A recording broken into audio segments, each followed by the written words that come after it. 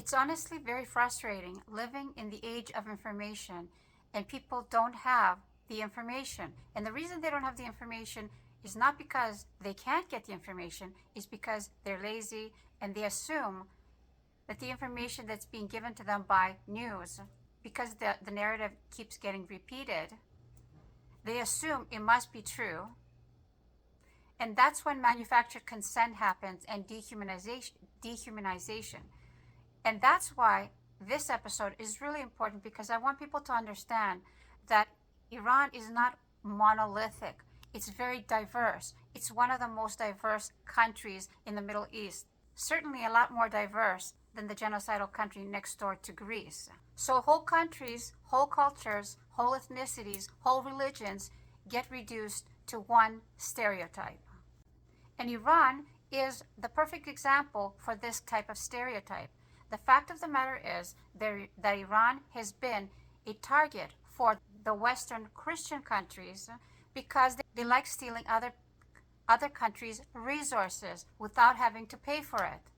And while they're doing that stealing, all the other industries that benefit from it, like the war industry, the pharmaceutical industry, the vaccine industry, the industry that builds things back up after they've been bombed.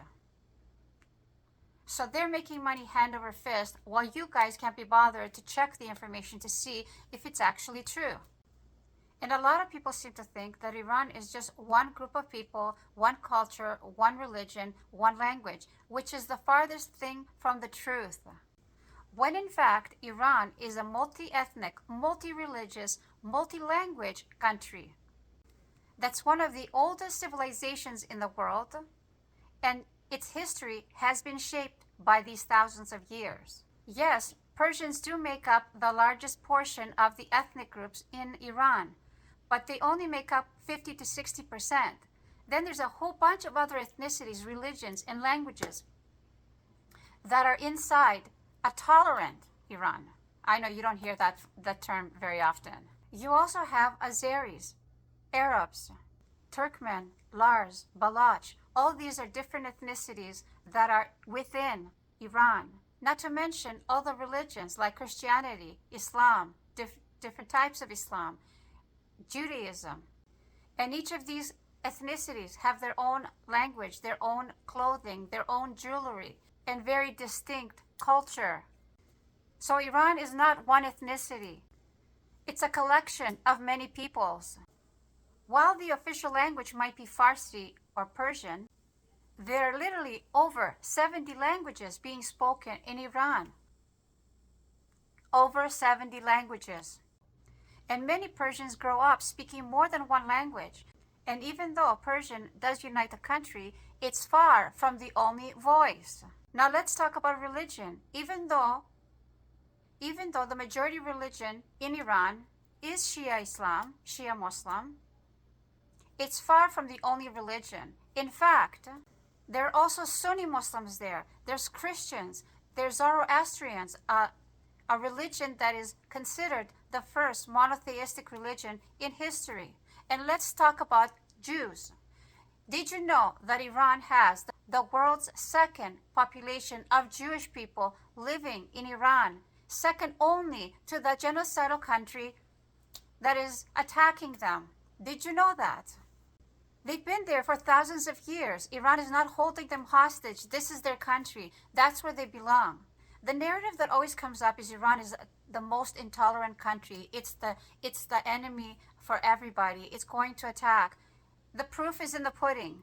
If you just look at history, which is the country that's been attacking other countries long term?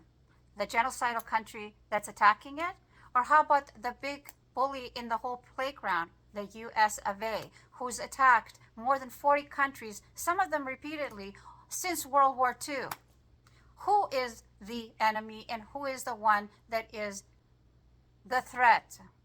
The multi-generational, multi-decade threat. Which one is the threat? This is not to say that their government is perfect or that I'm pro their government or against their government. The point here is that they have over 90 million people living there.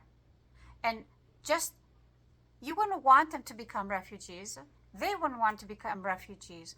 They wouldn't want their country and their civilization destroyed.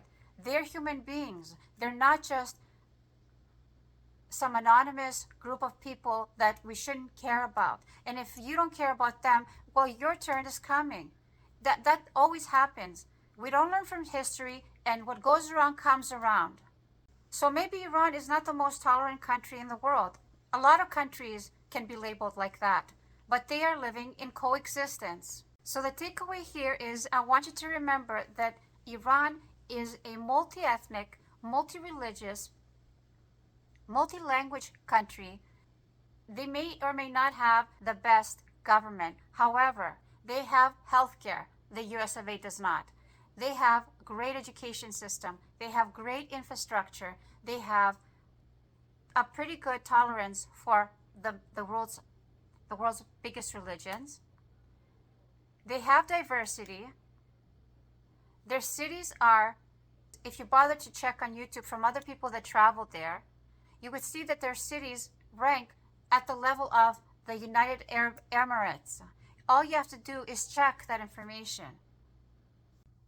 And all of this is grounded in one of the world's oldest civilization, not Egypt, not Greece, the Persian Empire. The Persians, the world's oldest and first monotheistic religion, Zoroastrianism. That's the takeaway. Stop being ignorant in the age of information. Stop being racist and bigoted.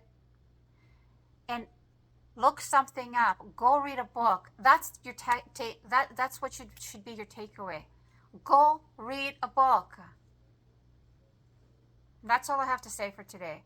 This is, I'm just going to keep doing videos about Iran until enough people hear it. If you don't care about other people, what goes around comes around.